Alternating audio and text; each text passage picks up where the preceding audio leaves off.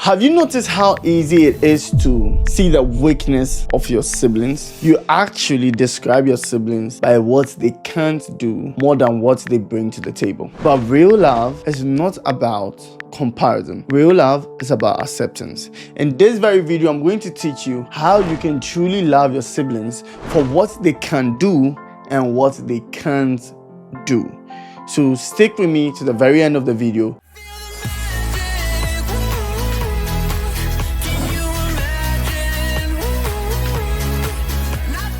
Hello there, my name is Gabriel Oppong-Mensah. I'm a Christian content creator, mainly focusing on parenting and how to uplift family values. If today is the first time you are seeing any video of mine, all you have to do is be happy and watch along. But if today is your second, third, fourth, fifth time you are seeing any video of mine, you owe me a subscription. You have to subscribe to this channel. And I promise you, if you subscribe to this channel, I'm going to keep on doing my best and bringing you quality videos. And the best way I know how, with the help of the Bible, to be able to break down all family issues, give you tips and tricks to make you a better sibling, a better parent, and together a better household. Now, if this video spoke to you, then stick to the very end of the video, because this video I'm going to give you very important information and teach you how you can love your siblings for who they are and not just what you wish them to be. Let's move straight into the video. One, the first thing I want you to know is that familiarity tends to breed blindness. What I mean by that is because we are so familiar with our siblings, we tend to normalize their strength. Some of us even go to the extent of saying that they have nothing to offer because everything they tend to offer is being downplayed because we are familiar with them. We even tend to notice their mistake more than we notice their gifts. For an example, you would ignore your brother's hard work or hard-working characteristics only to go and speak about the fact that he leaves his socks in the sitting room. That is some of the things I'm talking about. Point number two, God doesn't give us perfect family. God gives us perfect opportunities. What I mean by that is your siblings are meant to meet all your expectations. You are not the one to set the bars for your siblings to meet. Your siblings are actually part of God's design to stretch your patience, to test your love. They are literally there to teach you humility. Now, some of us wonder, how am I so resilient? Because you have very interesting siblings that test it. Some people even wonder, how am I a good listener? It's because you have siblings that keeps talking. You see, the truth is that most of your strength is actually drawn from your siblings' weakness. The things that you claim are literally decreasing you are the reason why you are the person you are today, because you've learned to stand. You've learned to fight those things. You've learned to build a tough shell, and then you've learned to grow with them. And the truth is, when you focus more on what they can't do, you tend to lose focus on what God is doing through them. Point number three, celebrate strength without comparing weaknesses. What I mean by that is, instead of asking, why can't my sibling do this? Or why is my sibling not more like this?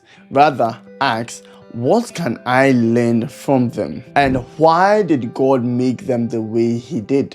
Because there was a reason why each of your siblings have unique qualities, unique and very strict strengths.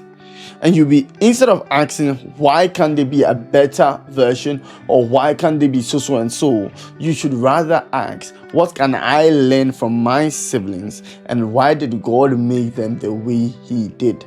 Speak affirmations over them. Celebrate their strength. Make your siblings know that they are loyal, they are friendly, they are healthy people to be with, and you love it when they have a sense of humor. Speak the positive sides about your siblings more than you will speak the negative.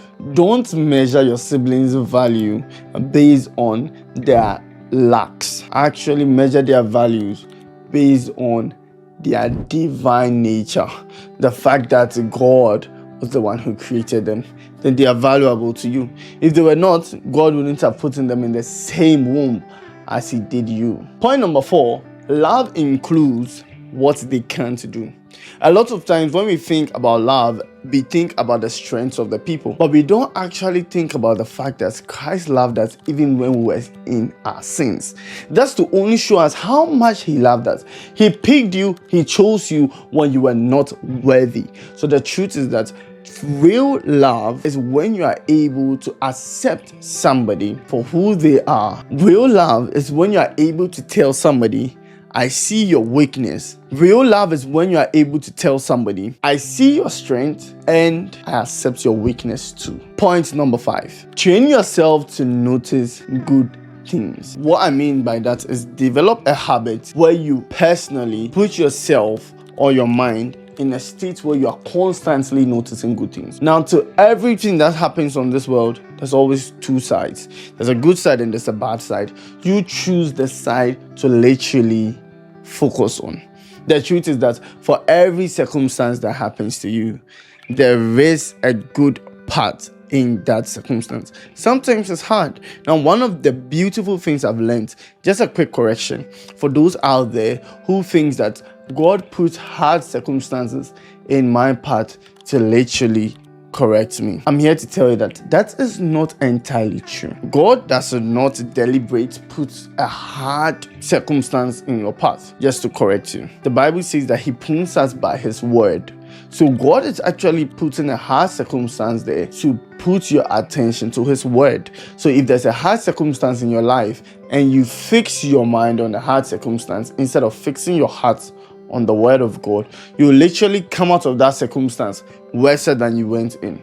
I bet you. So whatever the circumstance is in your life that you are facing, remember I told you that the circumstance is just to draw your attention to his word, because his word is what will prune you. His word is what will change you. His word is what will bring out what God is making you pay attention to in that specific circumstance. With that being said, remember that correction without celebration feels like rejection. So train yourself to notice the good parts of your family. Thank you for watching this video. And if this video in some way, shape or form has brought you new insights, all I want you to do is just this one simple task, to put that in the comment section. Say, this is what I learned from the video, and this is what really spoke to me. And if there's anything you want to add to this video, you are free to do so. Put that also in the comment section. My name continues to be Gabriel Oppong-Mensah, and I'll continue to do what I'm doing just for you. Thank you for watching the video. See you in my next video. On that note, it's bye for now.